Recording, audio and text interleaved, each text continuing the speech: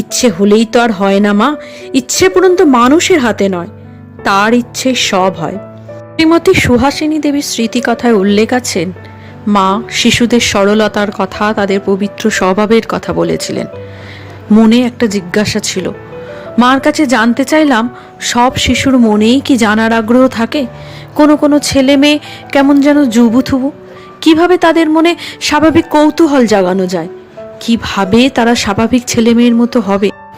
মা হেসে বললেন, সে কি গো, তোমরা মা হয়েছ, আর কিভাবে ছেলে মেয়েদের মনের খবর জানবে তা তোমাদের বলে দিতে হবে? শোনো, ওদের সাথে খুব সহজ সরলভাবে মিশতে হয়, গল্প করতে হয়, ওদের বয়সী ছেলে মেয়েদের সঙ্গে খেলা করতে দিতে হয়। ওদের বেশি বকাঝকা করতে নেই, মারতে নেই।